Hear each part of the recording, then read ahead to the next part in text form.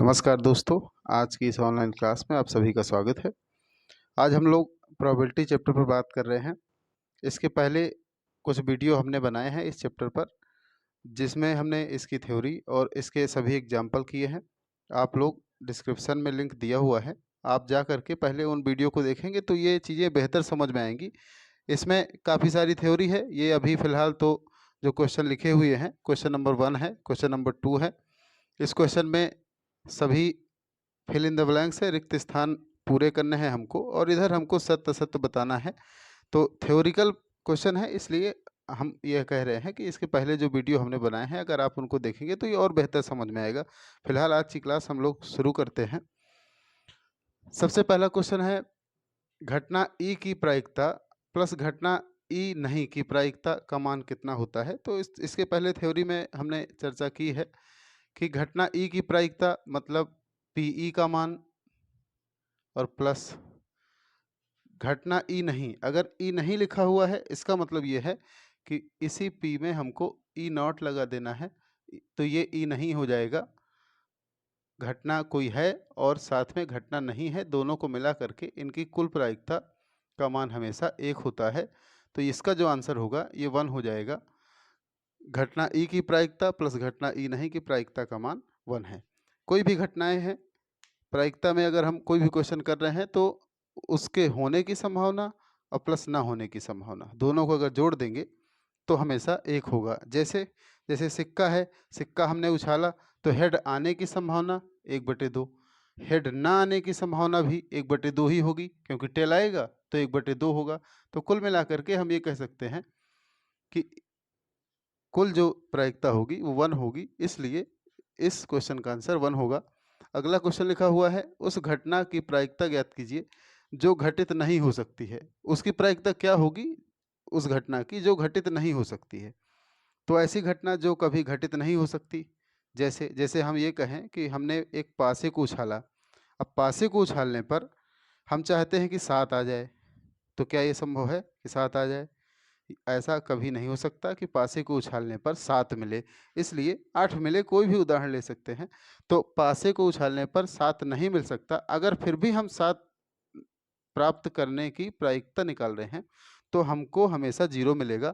तो ऐसी घटना जो कभी घटित नहीं हो सकती उसकी प्रायिकता 0 होगी।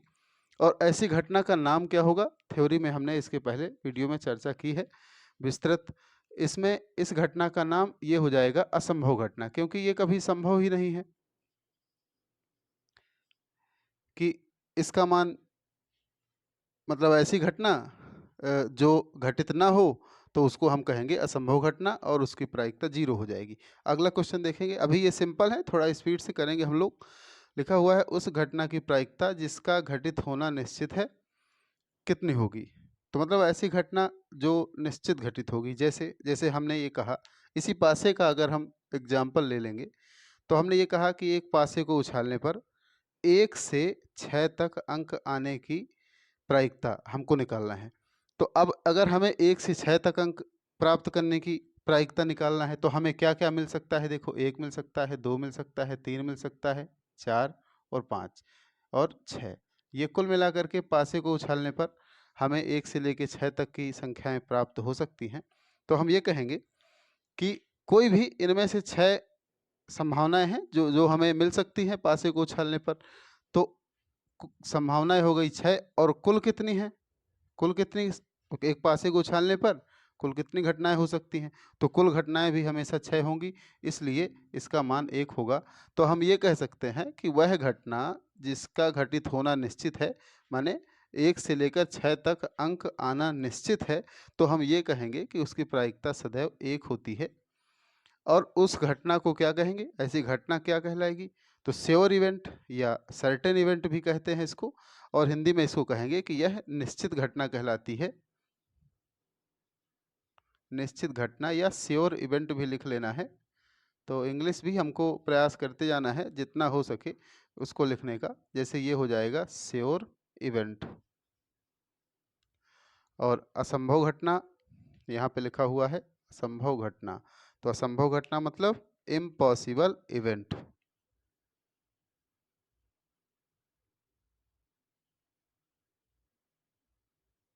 इम्पॉसिबल इवेंट, और निश्चित घटना माने श्योर इवेंट। इसके बाद क्वेश्चन नंबर 4 है। क्वेश्चन नंबर 4 कह रहा है कि किसी प्रयोग की सभी प्रारंभिक घटनाओं की प्रायिकताओं का योग। इस क्वेश्चन का मतलब यह है कि कोई भी हम प्रयोग कर रहे हैं, जैसे सिक्का उछाल रहे हैं या पासा उछाल रहे हैं, तो उसमें कुल जितनी घटनाएं हो सकती हैं अगर सभी को जोड़ दिया जाए। सबसे सरल उदाहरण ये है कि मान लीजिए कि हम एक सिक्का उछाल रहे हैं और हमने क्या किया, ये निकाला कि हेड आने की प्रायिकता क्या है। तो हेड भाई, सिक्का उछालने पर कुल कितनी संभावनाएं हैं, हेड या टेल। कुल मिलाकर के दो चीजें हो सकती हैं हमारे पास, दो घटनाएं हो सकती हैं, या तो हेड आएगा या टेल। अब हमने कहा हेड आने की प्रायिकता तो 1/2 हो जाएगी, कुल 2 है। इसके पहले थ्योरी में ये सारी चीजें हम लोग डिस्कस कर चुके हैं, इसलिए थोड़ा स्पीड से करेंगे। सिक्का में हेड आने की प्रायिकता 1/2 है, और हम टेल आने की अगर प्रायिकता निकालेंगे तो टेल आने की भी प्रायिकता 1/2 है। तो कुल मिलाकर के अगर हम दोनों घटनाओं को जोड़ेंगे तो इसका आंसर हमेशा क्या आएगा, 1 आएगा। इसका मतलब क्या हुआ कि एक सिक्का उछालने पर जितने भी घटनाएं हो सकती हैं, जितनी भी संभावनाएं हो सकती हैं, अगर हम उन सभी को जोड़ दें तो कुल मिलाकर के हमको 1 मिलेगा। तो इसलिए इस प्रश्न का आंसर कि किसी प्रयोग की सभी प्रारंभिक घटनाओं की प्रायिकताओं का योग सदैव क्या होगा, 1 होगा। तो ये आंसर हो जाएगा। अगला क्वेश्चन है, किसी घटना की प्रायिकता किससे बड़ी नहीं हो सकती। किसी घटना की प्रायिकता, तो अब ये हम जानते हैं कि कोई भी घटना है, मान लो ई है, ई घटना, ई इवेंट है कोई, तो उस घटना की प्रायिकता अगर पीई है, तो इसके पहले हमने पढ़ाया भी है, आप लोग जानते हैं, ये सरल भी है। सबसे कम या बिल्कुल जीरो जिसको हम कहेंगे, जो जिस घटना का नाम हमने इसके पहले दिया था ना, असंभव घटना, तो इसकी प्रायिकता या तो 0 हो सकती है या फिर ये 1 हो सकती है। तो लोवेस्ट 0 और हाईएस्ट इसकी प्रायिकता 1, किसी भी घटना की कोई भी हो। तो इसमें लिखा हुआ है किसी घटना की प्रायिकता तो 0 से बड़ी या उसके बराबर होती है।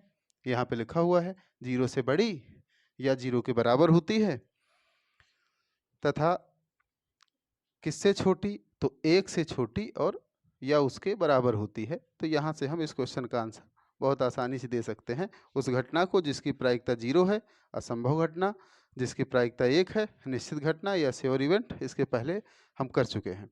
अगला क्वेश्चन है क्वेश्चन नंबर 2। इस क्वेश्चन में पूछा गया है कि निम्नलिखित में से, बुक में आप देखेंगे क्वेश्चन लिखा हुआ है, इसमें थोड़ा सा कुछ चीज़ें और ऐड करना है कि निम्नलिखित में से कौन से प्रश्नों में, इन प्रश्नों में से किस प्रश्न में जो प्रायिकता दी हुई है वो समप्रायिक है। समप्रायिक बताना है हमको, समप्रायिक।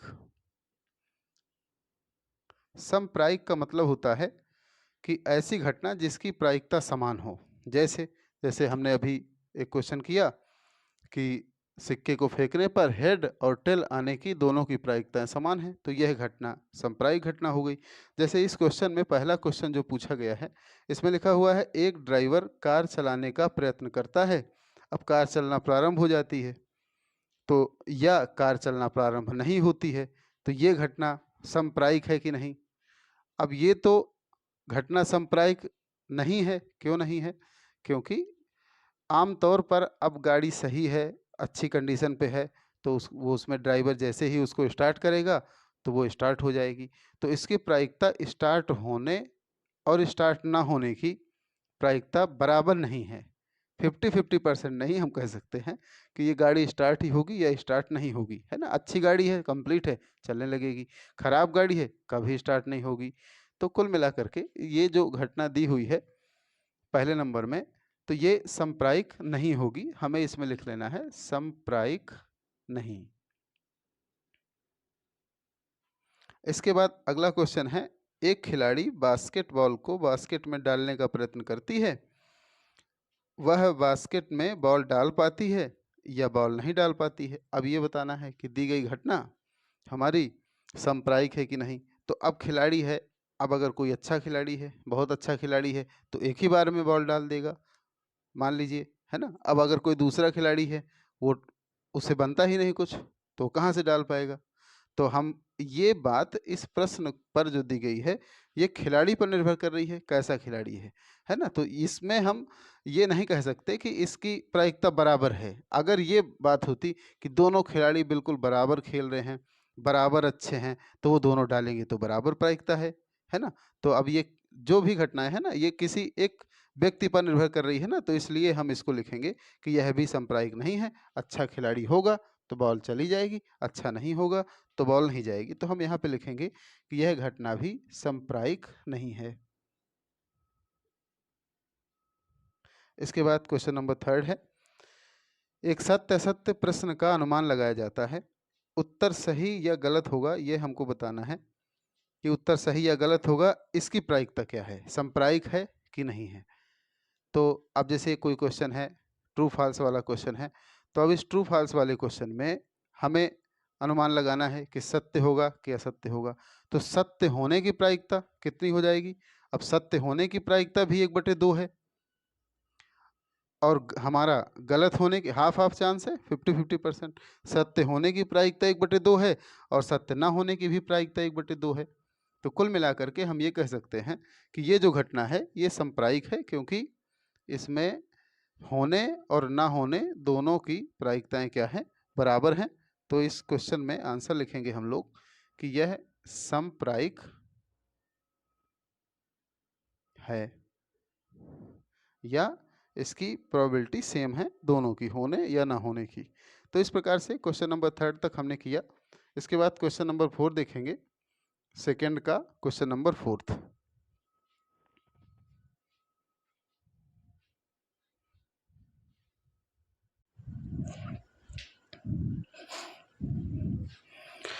अब बेटा क्वेश्चन नंबर अगला करना है हमको, क्वेश्चन नंबर सेकंड का 4।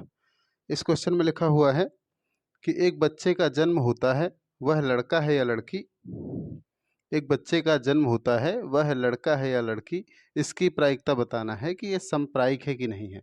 तो बेटा जन्म के समय किसी बच्चे का जन्म होता है तो या तो वह लड़का है या लड़की, इसकी प्रायिकता समान है, इसलिए ये समप्रायिक होगी। अभी देखो इस क्वेश्चन में किसी तीसरे संभावना को नकार दिया गया है, सिर्फ लड़का लड़की की बात कर रहा है ना, और ज़्यादा कोई बात नहीं हो रही है। फिलहाल हमको इसमें ये देखना है कि लड़का होने की प्रायिकता भी 1/2 है और लड़की होने की भी प्रायिकता 1/2 है।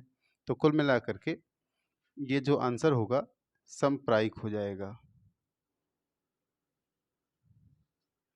इसके बाद अगला क्वेश्चन, क्वेश्चन नंबर 3 है, कह रहा है फुटबॉल के खेल को प्रारंभ करते समय यह निर्णय लेने के लिए कि कौन सी टीम पहले बॉल लेगी, इसके लिए सिक्का उछालना एक न्याय संगत विधि क्यों माना जाता है?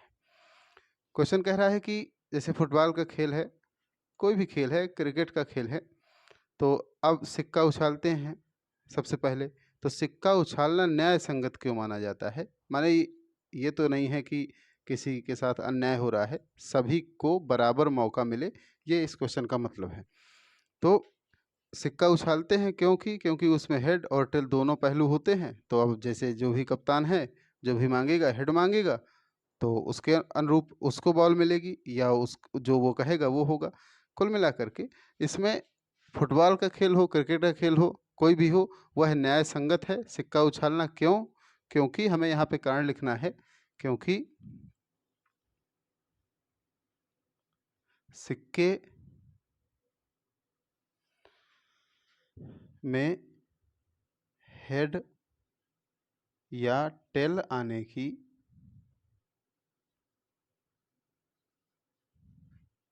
प्रायिकता समान है।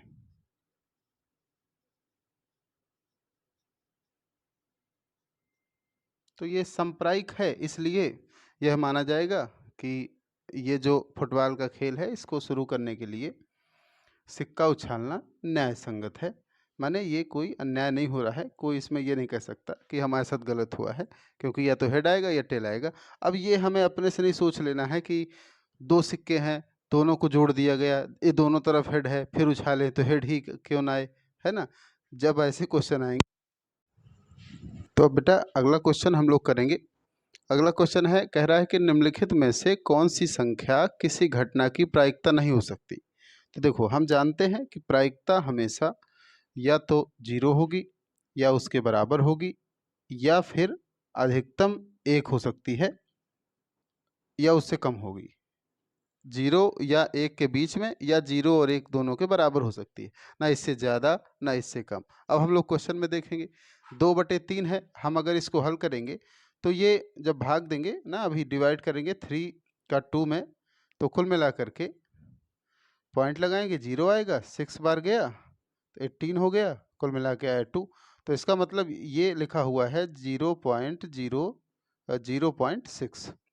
तो 0.6 इसके बीच में है, तो इसलिए यह प्रायिकता हो सकती है। आगे इसको देखेंगे, अब ये माइनस में लिखा हुआ है, तो अब ये प्रायिकता कभी माइनस में नहीं हो सकती है, तो इसका मतलब इसका आंसर बी होगा, ये तो निश्चित है। तो हम इसको लिख लेंगे, क्योंकि प्रायिकता कभी ऋणात्मक नहीं होती, ये इसमें हम कारण लिख सकते हैं कि प्रायिकता कभी ऋणात्मक नहीं हो सकती, अतः -1.5 इसकी प्रायिकता नहीं होगी। इसके बाद हम और भी क्वेश्चन चेक कर लेते हैं। 0.7 है, ये इसके बीच में है, 0.7 है ना, 0.1 से थोड़ा कम है 0.7, तो इसके बीच में है, तो ये भी प्रायिकता हो जाएगी।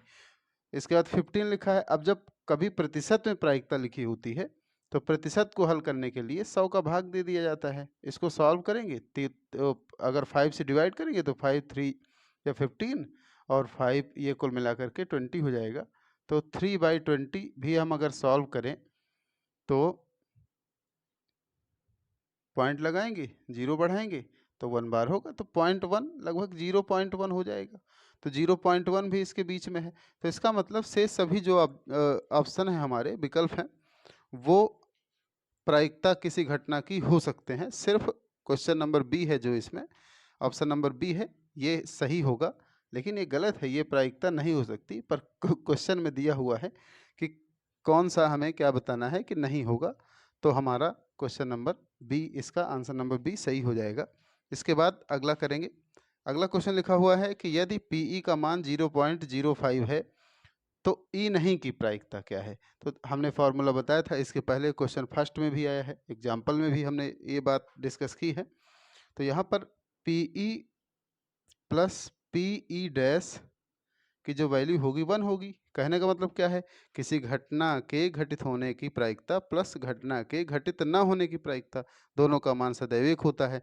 तो ये कह रहा है कि अगर हम पीई की जगह 0.05 लिख दें plus P E not equal to 1 हो जाएगा।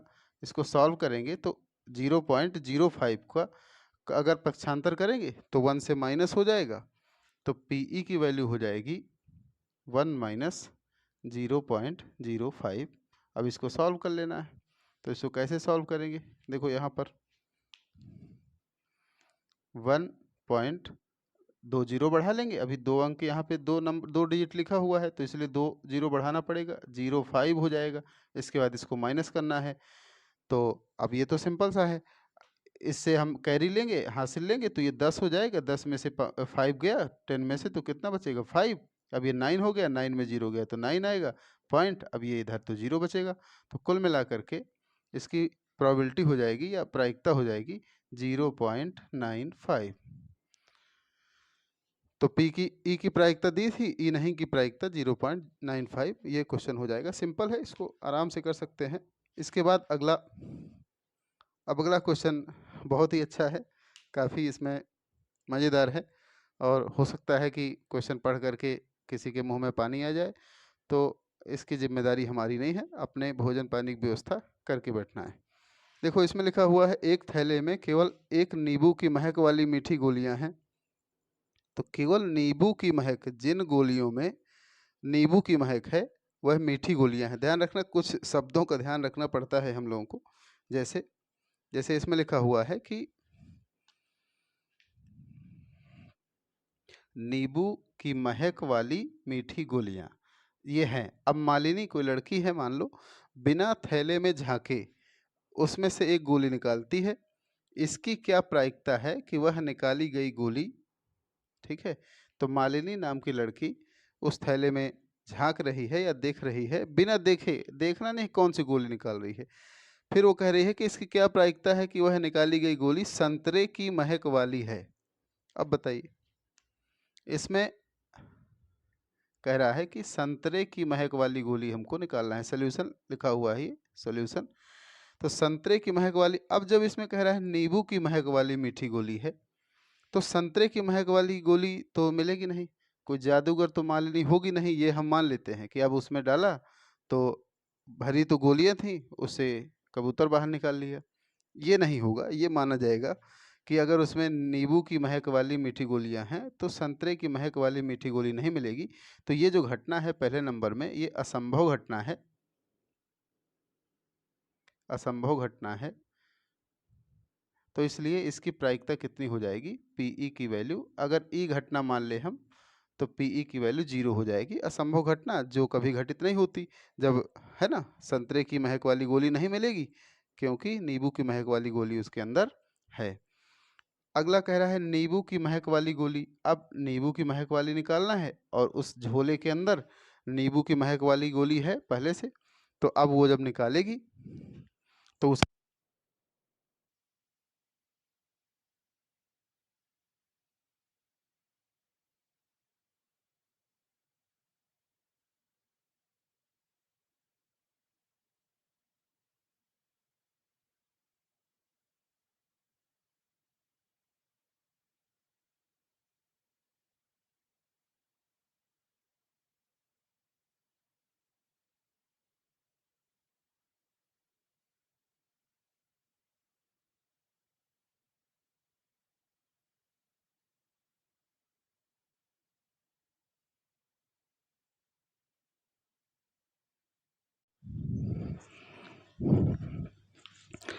तो बेटा एक एग्जाम्पल अभी हमारा छूट गया था, एग्जाम्पल नंबर 13।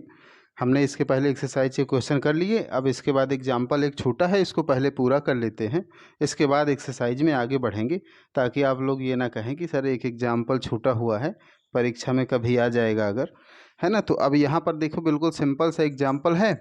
यहाँ पे लिखा हुआ एक स्लेटी कलर का पासा होगा और एक नीले कलर का, इन दोनों पासों को एक साथ फेंका गया है। कह रहा है कि सभी संभावित परिणामों को लिखिए, जितने परिणाम हो सकते हैं। तो पहले तो हमको ये बताना है कि सभी संभावित परिणाम कितने होंगे। पहले तो देखिए, जैसे एक सिलेट्री कलर का पासा है, पासा चाहे जिस कलर का हो, जब हम फेंकेंगे तो आएगा क्या, एक आएगा इधर, एक एक आएगा, या फिर इसमें दो आएगा दूसरे वाले में, है ना। आप मतलब संख्याएं तो वही रहेंगी, कलर से तो कोई मतलब है नहीं, कलर चाहे जिस प्रकार का हो। तो अब हमें इसमें क्या करना है कि यहाँ पे लिखना है कि दोनों पासों को फेंकने पर, दोनों पासों को फेंकने पर बनने वाला या होने वाली कुल घटनाएं लिख लीजिए, होने वाली, इसमें जो लिखा है वही भाषा लिखते हैं। क्या लिखा हुआ है, सभी संभावित परिणाम, फेंकने पर आने वाले सभी संभावित परिणाम। क्योंकि अब अगर हम कुछ और भाषा लिखा देंगे तो आप लोग ये कहेंगे कि सर उसमें तो परिणाम पूछा गया था, आप तो लिख रहे हैं होने वाली घटनाएं, है ना, दोनों का मतलब एक ही होता है। फिर भी जो उसमें लिखा है हम लोग वही लिखने का प्रयास कर रहे हैं। तो कितने परिणाम हो सकते हैं पहले ये देखना है। तो पहले पासे पर मान लीजिए 1 आ गया, तो अगले पासे पर क्या आ सकता है, 1 भी आ सकता है ना।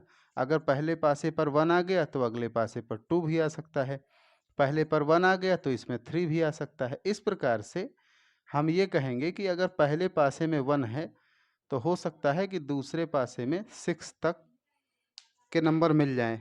अब आगे अगर मान लीजिए पहले पासे पे 2 हो गया तो इसमें भी 1 हो सकता है, 2 हो गया, 2 भी हो सकता है, 3 भी हो सकता है, 4 भी हो सकता है, 5 भी हो सकता है और 6 भी हो सकता है। 3 के साथ 1 है, 3 के साथ 2 भी हो सकता है, 3 के साथ 3 भी हो सकता है, 4 भी हो सकता है, 5 भी हो सकता है। तो इस प्रकार से सभी जितनी घटनाएं हो सकती हैं हमको सभी को लिखना है इसमें। तो यहाँ पे आ जाएगा 4 के साथ 1, 4 के साथ 2, तो 4 के साथ 3, 4 के साथ 4, 4 के साथ 5, इसी प्रकार से 6। अब 5 के साथ 1, 5 के साथ 2, 5 के साथ 3, कॉमा लगाते जाना है सभी जगह पर। 5 के साथ 3 हो गया, 5 के साथ 4 हो गया, 5 5 और 5 6। इसके बाद 6 के साथ 1, 6 के साथ 2, 6 के साथ 3, 6 के साथ 4 और 5 और फिर से 6। तो कुल मिलाकर के सिलेट्री कलर मान लीजिए कि पहला ये सिलेट्री कलर के हैं। अब हमारे पास सिलेट्री कलर का मार्कर नहीं है, नहीं तो वो उसी कलर से लिख देते। तो कुल मिलाकर के घटनाएं कितनी हो गई, कुल संभावित परिणाम अगर हम गिनेंगे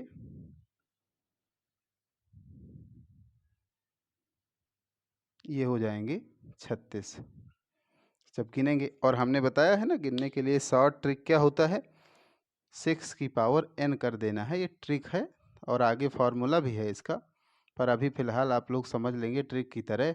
तो 6 की पावर 2 जितने पासे फेंके जाते हैं उतनी संख्या यहाँ पे लिख लेना है, 6 की पावर 2 तो ये हो जाएगा 36।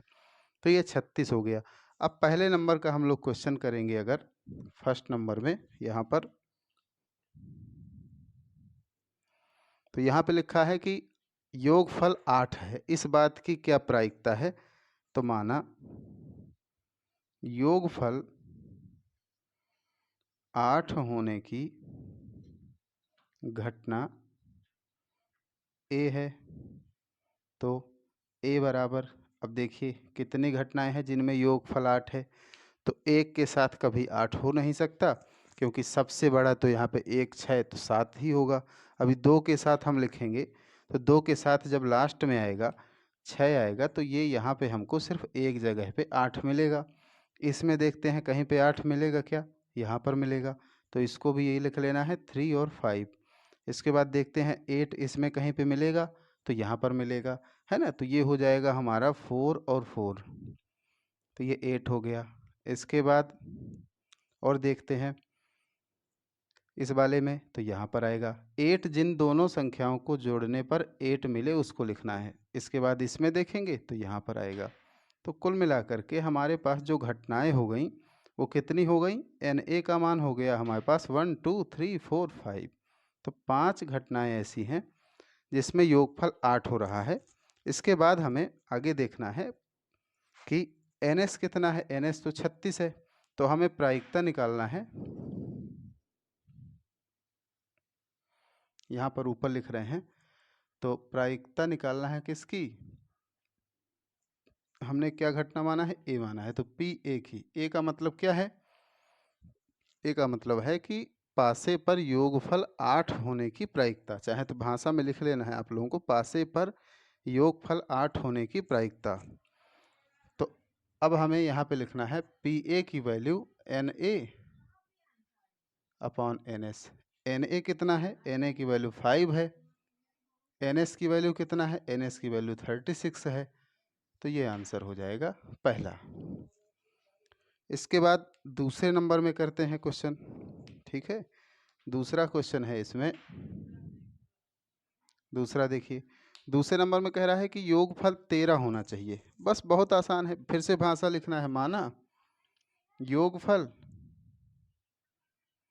13 होने की घटना, 13 होने की घटना कुछ भी मान सकते हैं, मान लिया घटना बी है, तो b बराबर, अब फिर से लिखना है कि b का मान कितना होगा, योगफल 13, इसमें तो हो ही नहीं सकता। क्यों नहीं हो सकता, क्योंकि सबसे ज़्यादा योगफल तो यहाँ पे कितना है, 6 1 7 ही है।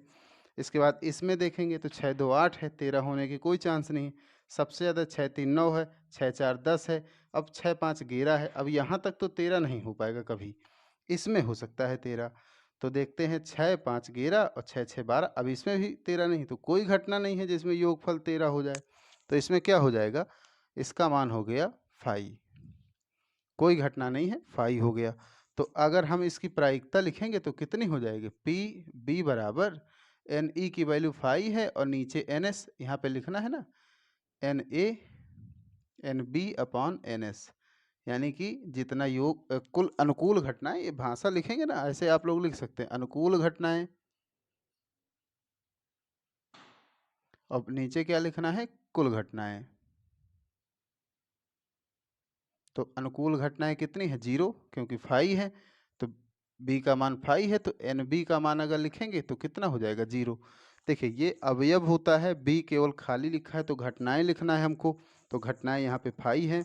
इसके बाद यहाँ पे लिखा है एन बी, मतलब नंबर ऑफ एलिमेंट कितने हैं, अवयव कितने हैं, तो 0 है। तो वैल्यू हम यहाँ पे बस रख देंगे। तो अनुकूल घटनाएं 0 हैं और कुल घटनाएं 36 हैं, तो कुल मिलाकर के ये 0 हो जाएगा। तो योगफल 13 नहीं हो पाएगा कभी। अब इसके बाद दूसरे नंबर पे कह रहा है, तीसरे नंबर का क्वेश्चन कह रहा है कि योगफल 12 से छोटा या 12 के बराबर हो। तो अब अगर 12 से छोटा ढूंढेंगे तो बहुत समय लगेगा। देखिए 12 से छोटे में ये सब 12 से छोटे ही तो हैं। 6 6 12 ये है, तो 12 से छोटा या 12 से बराबर में पूरी संख्याएं आ जाएंगी। भाई बात समझिए ना, 6 6 12 है, तो 12 भी हो जाए योगफल या 12 से छोटा भी हो जाए, तो पूरी घटनाएं ना हो गई, है ना। 6 6 12 योगफल 12 है, तो 12 से छोटा योगफल ये पूरे 6 5 11 10 पूरी घटनाएं, और 6 6 12 12 भी शामिल है, तो इसलिए ये पूरी घटना।